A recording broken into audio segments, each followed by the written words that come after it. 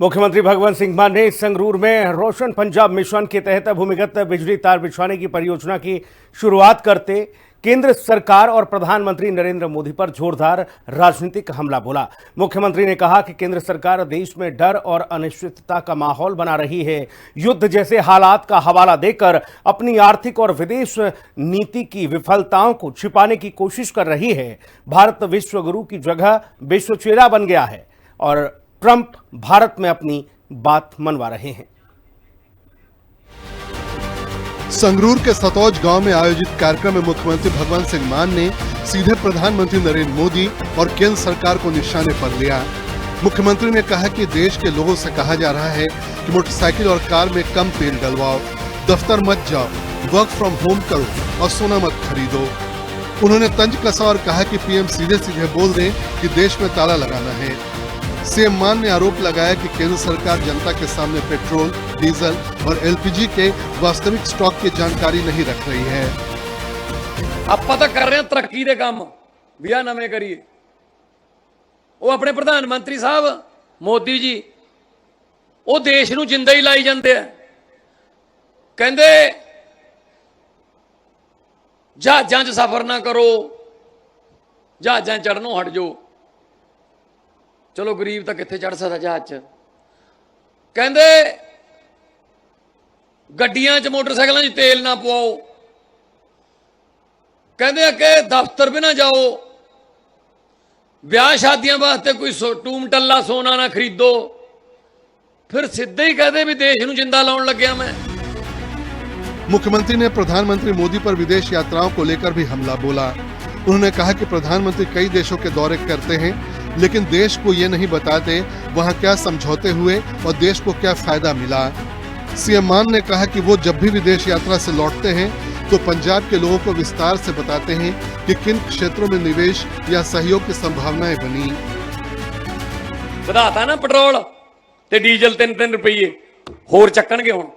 ਅਸੀਂ ਕਹਿਦਾ ਕਰੂਗਾ ਰੋਜ਼ बस ਉਧਰੋਂ नहीं आ रहा की करिए ਇੰਨੇ रुपये। चलो जी देश ਨੂੰ ਬਚਾਉਣਾ 12-15 ਵਾਰੀ देश बचा बैठे हैं असीं, देश आप ही बचाना। अच्छा कह के भी विदेशी यात्रा बंद करो, आप उधर नूं तुर गया होया हुण ना। चलो ठीक है, प्रधानमंत्री नूं जाना पैंदा है विदेशी दौरियां ते, विदेश नीति हुंदी है। आके कदे दस्सिया भी मैं आ मुल्कां च गया सी, इन्हां बंदियां नूं मिलिया ते आह समझौते होए ने? कदे दस्सिया?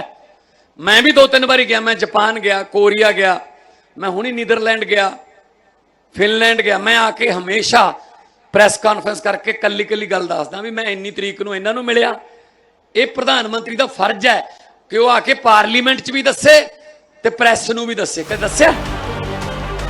मुख्यमंत्री मान ने आरोप लगाया कि प्रधानमंत्री अपने उद्योगपति मित्रों के हित साधने के लिए विदेश यात्राएं करते हैं। कि कौन नाल गए सी?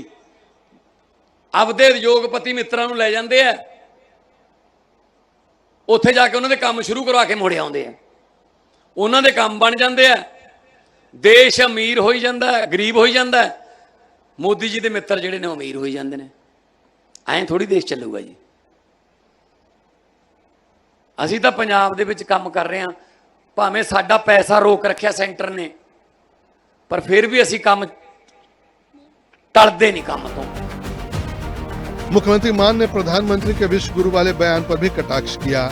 उन्होंने कहा कि देश को विश्व गुरु बनाने के बजाय केंद्र सरकार ने विश्व चेला बना दिया है।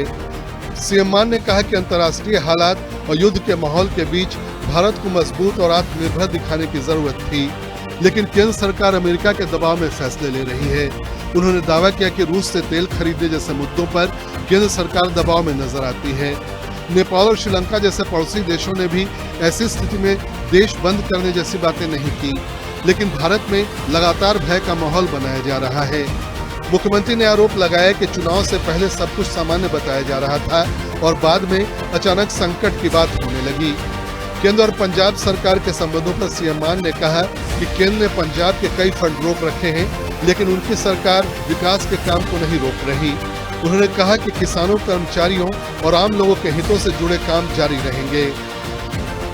देश नूं भाई ताला लाता, दसो सानू भाई पेट्रोल किन्ना पिया, डीजल किन्ने दिनां दा पिया, ਐਲਪੀਜੀ ਗੈਸ ਕਿੰਨੇ ਦਿਨਾਂ ਦੀ ਪਈ ਹੈ ਸਾਡੇ ਦੇਸ਼ ਕੋਲੇ ਸਟਾਕ, ਕਿਉਂ ਬੰਦ ਕਰਨ ਲੱਗੇ ਹੋ ਦੇਸ਼ ਨੂੰ? ਇਹਦਾ ਮਤਲਬ ਤੁਸੀਂ ਪਹਿਲਾਂ ਕੋਈ ਇਸ ਤਰ੍ਹਾਂ ਦਾ ਫੈਸਲਾ ਲਿਆ ਨਹੀਂ, ਪਹਿਲਾਂ ਤੁਸੀਂ ਇਲੈਕਸ਼ਨਾਂ ਕਰਕੇ ਟਾਲੀ ਗਏ ਤੇ ਹੁਣ ਦੇਸ਼ ਨੂੰ ਤਾਲਾ ਲਾਉਣ ਦੀ ਗੱਲ ਕਰ ਰਹੇ ਹੋ।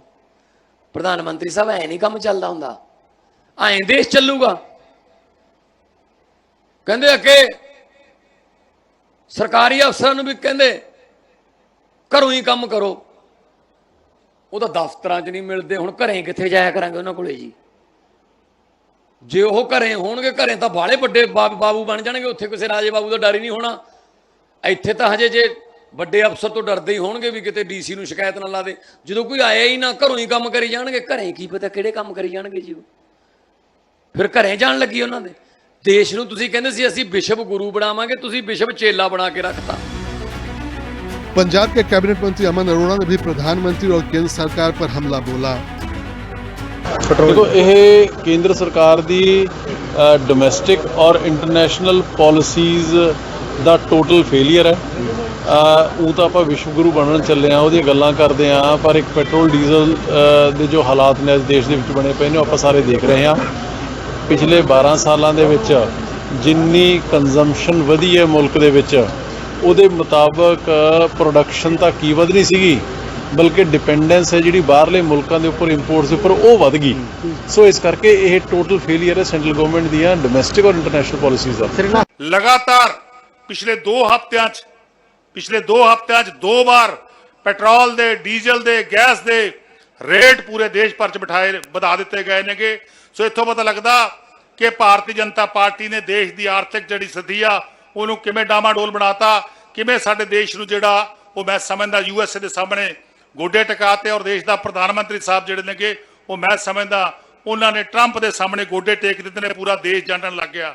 ਹੁਣ ਸਾਨੂੰ ਸਾਰਿਆਂ ਨੂੰ ਇਕਮੁੱਠ ਰਹਿਣ ਦੀ ਲੋੜ ਆ, ਇਕੱਠੇ ਰਹਿਣ ਦੀ ਲੋੜ ਆ, ਕਿਉਂਕਿ ਸਰਦਾਰ ਭਗਵੰਤ ਸਿੰਘ ਮਾਨ ਜੀ ਦੇਸ਼ ਦੇ ਅੰਦਰ ਬਾਹਰ ਇਕੱਲੇ ਮੁੱਖ ਮੰਤਰੀ ਨੇਗੇ, ਇਕੱਲੇ ਮੁੱਖ ਮੰਤਰੀ ਨੇ ਪੂਰੇ ਦੇਸ਼ ਦੀ ਹਿਸਟਰੀ ਦੇ ਅੰਦਰ, ਜਿੰਨੇ ਵੀ ਮੁੱਖ ਮੰਤਰੀ 29 ਸਟੇਟਾਂ ਦੇ ਵਿੱਚ ਇਕੱਲੇ ਮੁੱਖ ਮੰਤਰੀ ਨੇ ਜਿਹੜੇ ਸਿੱਧਾ ਚੈਲੰਜ ਕਰਦੇ ਨੇ ਦੇਸ਼ ਦੇ ਪ੍ਰਧਾਨ ਮੰਤਰੀ ਨੂੰਗੇ। ਕਿਉਂਕਿ ਜੇ ਸੱਚਾਈ ਦੇ ਮਾਰਗ ਤੇ ਚੱਲਦੇ ਨੇ, ਜੇ ਸੱਚ ਦੇ ਮਾਰਗ ਤੇ ਚੱਲਦੇ ਨੇ, ਤਾਂ ਹੀ ਇਹ ਚੀਜ਼ਾਂ ਪੋਸੀਬਲ ਹੋ ਸਕਦੀਆਂ ਨੇ, नहीं ਤਾਂ ਹੋਰ बहुत सारे मुख्यमंत्री देंगे। मुख्यमंत्री मान ने कहा कि प्रधानमंत्री नरेंद्र मोदी अपनी हर नाकामी का ठीकरा खाड़ी की जंग पर फोड़ देंगे। मुख्यमंत्री ने भाजपा के प्रदेश नेताओं पर भी निशाना साधा। उन्होंने पंजाब बीजेपी अध्यक्ष सुनील जाखड़ का नाम लिए बिना उन्हें तोता बताया और कहा कि वे केवल केंद्र की भाषा बोलते हैं। मुख्यमंत्री ने केंद्रीय मंत्री शिवराज सिंह चौहान के यूरिया संकट संबंधी बयान का उल्लेख करते हुए कहा कि पंजाब को खाद की कमी नहीं होने दी जाएगी। अपने संबोधन में सीएम मान ने जांच एजेंसियों के दुरुपयोग का भी आरोप लगाया। उन्होंने कहा कि ईडी, सीबीआई और आयकर विभाग को भाजपा के राजनीतिक विंग की तरह इस्तेमाल किया जा रहा है। मुख्यमंत्री मान ने कहा कि विपक्षी नेताओं को पहले दबाव और लालच दिया जाता है, जब वे भाजपा में शामिल हो जाते हैं तो उनके खिलाफ कार्रवाई रुक जाती है। उन्होंने इसे वॉशिंग मशीन राजनीति करार दिया। अगर कोई केंद्र की बात नहीं मानता तो उस पर कार्रवाई की जाती है। संगरूर में आयोजित कार्यक्रम में सीएम मान ने बड़ा राजनीतिक संदेश दिया। मुख्यमंत्री मान ने केंद्र सरकार की नीतियों, विदेश नीति, महंगाई, ईंधन संकट और एजेंसियों के इस्तेमाल जैसे मुद्दों पर खुलकर हमला बोला। ब्यूरो रिपोर्ट, हिंदी खबर।